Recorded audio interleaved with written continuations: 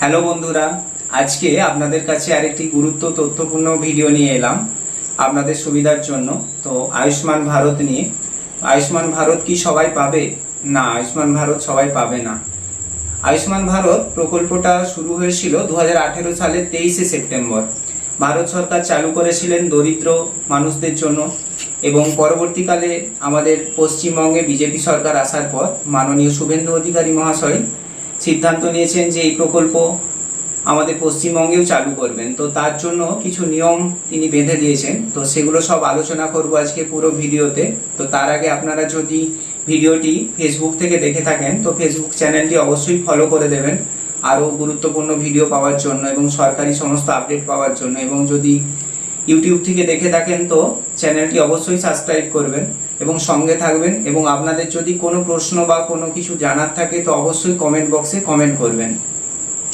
আয়ুষ্মান ভারত প্রকল্পের জন্য আপনাদেরকে প্রথমেই বলে রাখি কি কি করতে হবে। তো আয়ুষ্মান ভারত প্রকল্পের জন্য শুভেন্দু অধিকারী মহাশয় যেটা জানিয়েছেন যে প্রত্যেকের যে রেশন কার্ড, সেই রেশন কার্ডগুলো AAY, PHH এবং SPHH এগুলো থাকতে হবে।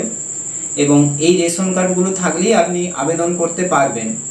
আপাতত এইটুকুই তথ্য রয়েছে। আর কি রয়েছে না, এই প্রকল্পের ফর্ম আপনি অনলাইন থেকেও ডাউনলোড করতে পারবেন। এছাড়াও অফলাইনে এখন অফলাইনের আবেদন হচ্ছে না, তো অফলাইনে কিভাবে করা হবে না, আশা কর্মীরা প্রত্যেকের বাড়ি যাবেন এবং সার্ভে করবেন, সেখানেই আপনাদের ফর্মগুলো দিয়ে দেওয়া হবে।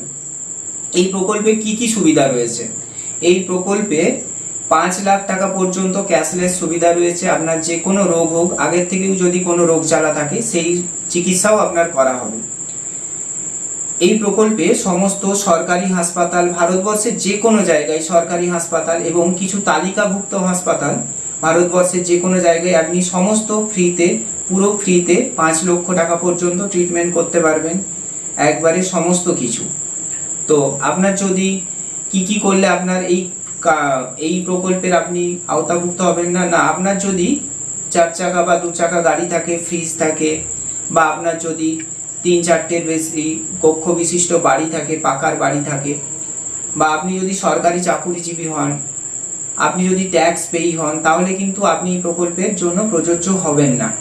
এটি শুধুমাত্র দরিদ্র মানুষদের জন্যই আপাতত এটা করা হয়েছে। এই প্রকল্পের জন্য বর্তমানে বিজেপি শাসিত রাজ্য সরকার গ্রাম এবং শহরের জন্য কিছু নিয়ম বেঁধে দিয়েছেন যে গ্রামের ক্ষেত্রে কাঁচা বাড়ি থাকতে হবে, ভূমিহীন পরিবার বা পরিবারের যদি মহিলা সদস্য থাকে, এরকম কিছু নিয়ম আছে। এবং শহরের জন্য যিনি ইলেকট্রিশিয়ান থেকে শুরু করে রাজমিস্ত্রি বা কোনো দিনমজুর, এরাই এই প্রকল্পের আওতাভুক্ত হবেন। এবং বর্তমানে আমাদের পশ্চিমবঙ্গে এই প্রকল্পটির জন্য অনলাইনে আবেদন করার এখনো কোনো সুবিধা দেওয়া হচ্ছে না। বর্তমানে এটি অফলাইনেই করতে হবে আপনাকে। এবং যে সরকারি ক্যাম্প হচ্ছে সেখানে কিন্তু এর আবেদন হচ্ছে না। এর আবেদনের জন্য আপনার বাড়িতে আশা কর্মীরা আসবেন এবং সেখানে ওনারা সার্ভে করে দেখবেন এবং সার্ভে করে আপনার ফর্ম ওনারাই ফিল আপ করে দেবেন। তো এর জন্য আপনাকে কি দিতে হবে? এর জন্য আপনাকে Aadhaar card, ration card, mobile number দিতে হবে। আর যদি জাতিগত শংসাপত্র থাকে, SC ST হন, সেটাও আপনি এখানে দিতে পারেন।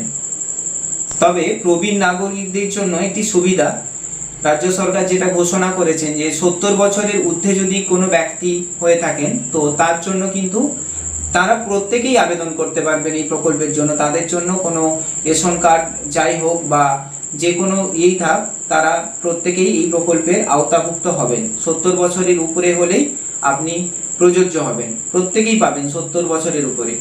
আর বাকি যে নিয়মগুলো আছে সেগুলো কিন্তু সবার জন্য নয়। তাই এই প্রকল্পে যে 5 লক্ষ টাকা অনুদান দেওয়া হবে বা যে 5 লক্ষ টাকা ক্যাশলেস সুবিধা দেওয়া হচ্ছে সমস্ত ভারতবর্ষের সমস্ত হাসপাতালগুলিতে প্রায়, তো এর জন্য কিন্তু কিছু নিয়ম, এই নিয়মগুলো আপনাদের যদি থাকে তবেই আপনারা এই প্রকল্পের আওতাভুক্ত হবেন, আবেদন করতে পারবেন, তাছাড়া কিন্তু পারবেন না।